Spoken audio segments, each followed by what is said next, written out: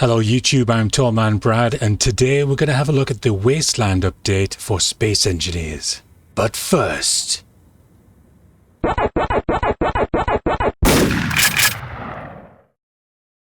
How good was that? I'm really pleased with myself, can you tell? What do we get for free, and what do we have to pay for? Well, first of all, for free, we get a load of new blocks. We get large and small grade versions of all of these nice new blocks. That tiny little thing.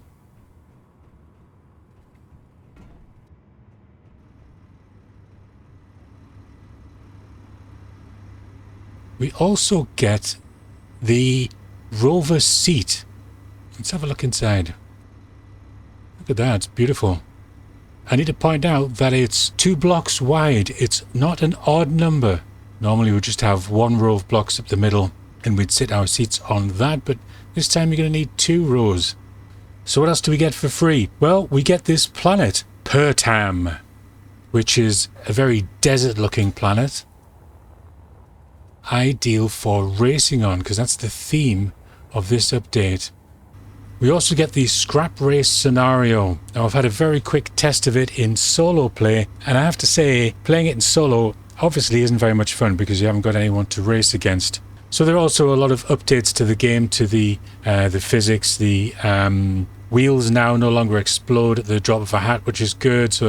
And there's the hydrogen rebalance. That means that you're getting more hydrogen per load of ice, and I think it lasts longer. I haven't got any of the numbers for that yet because this release just came out last night, and I haven't had a chance to fully read up all about it. So those are the things you get for free. A lot of blocks and the cockpit, the new world, and also the race scenario. So what do you get if you pay for things? Well, you get extra blocks if you pay.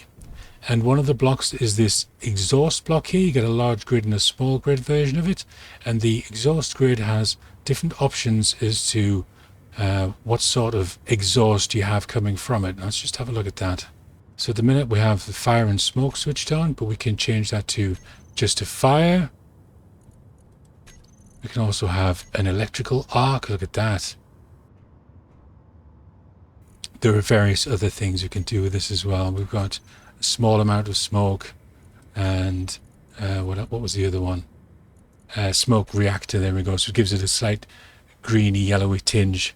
Then next we've got some of these windows. Now these are large grid only, and there are 2 variations, one with all the pipe work, which looks pretty cool, and one which is a bit cleaner.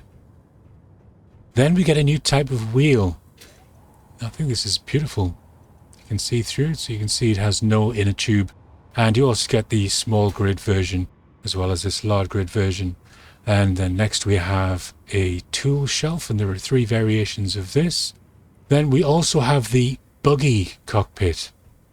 It's the same size as the Rover Cockpit, but it has this roll cage effect on it, which I think is very smart as well. Let's have a look inside.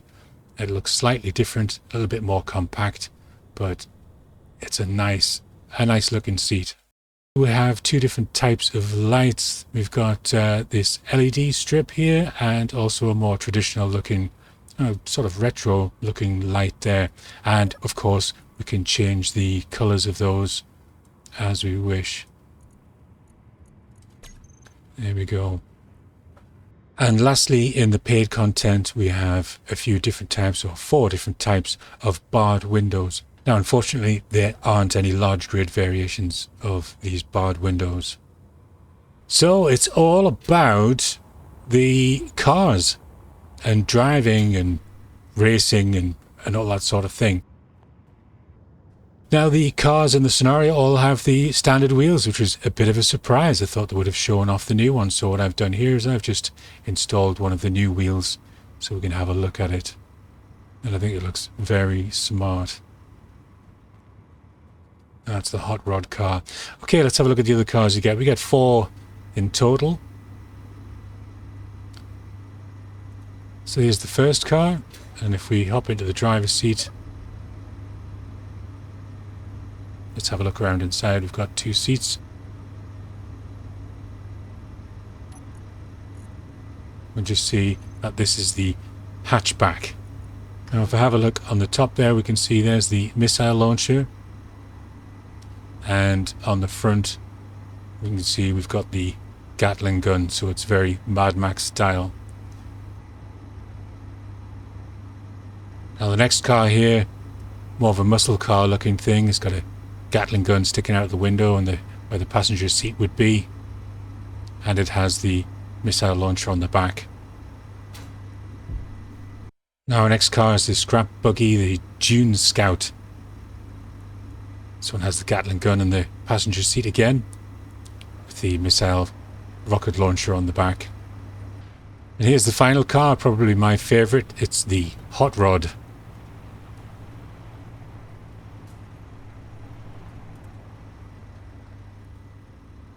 That's a mean machine.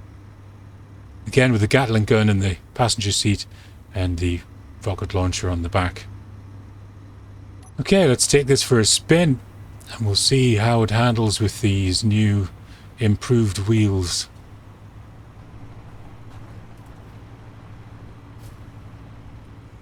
Turning's pretty good in this.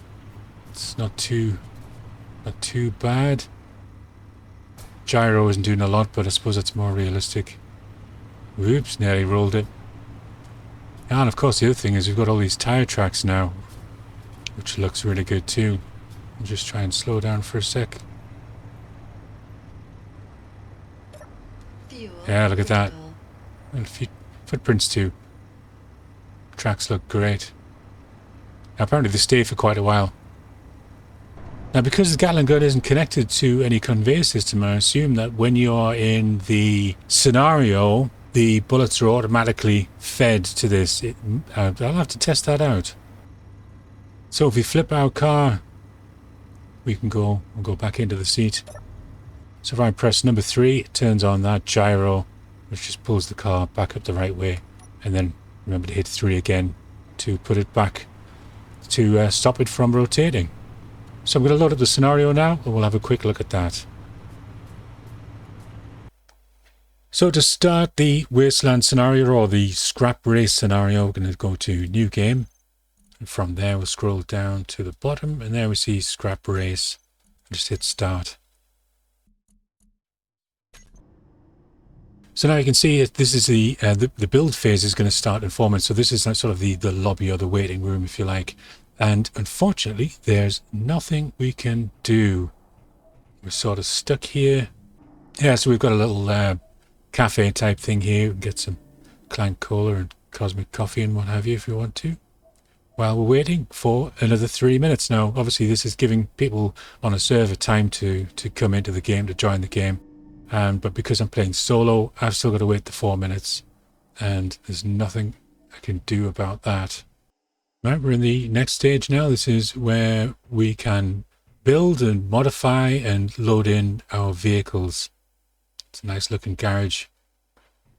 And from here we can choose the type of vehicle we want. Now, if I click on the button, it just spawns in that vehicle. If I change my mind, I can pick a different one. I'm going to have the Dune Scout or perhaps the Viper. So we've got a chance to modify the vehicle a little bit, and you are given some materials to work with here. So we go into this toolbox, you can see we've got a limited amount, but it's probably enough to do a little bit of work to customize things a little bit to the way you want it. So the vehicles are made entirely from vanilla components. None of the DLC equipment is being used. Now the Rover seat is the free one, so that means that there shouldn't be any problems for people playing this scenario that haven't paid for the content. So again, I'm doing this solo, so there's not going to be anyone else to race against, but we can have a look at the track and see roughly how it's going to work.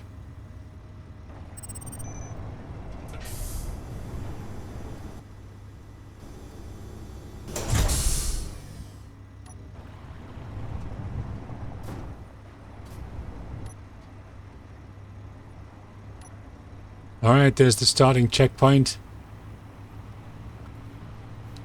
So we're just going to follow this round now. Imagine having half a dozen other races alongside you at this point. Oh, and I'm getting shot at. Great. Oh, it's pod racing. Boom, he got me. Yeah, I've taken a bit of damage as well. Whoa, spin out. Boom. Whoa, hang on, I'm not going to make it. Oh. I maybe should have gone round. There was a bridge to the left there. Didn't see till the last minute. It's alright, I'm up. Come on, go, go, go. So there are triggered events in this. As you pass certain points, it's making buildings fall over and someone's shooting at you, and this keeps it a bit interesting. Yeah, so our weapons are active now. So tap 1, I'm on the Gatling gun, and oops, I'm being shot at. Oh, no, no. Yeah, so my Gatling gun's working, and if I switch to the rocket, oh, it's pointing backwards, I can still steer the car with the keys on the keyboard, but I can move the turret around with the mouse. Let's just try and take out a bit of that building. Yeah. We'll switch back with F.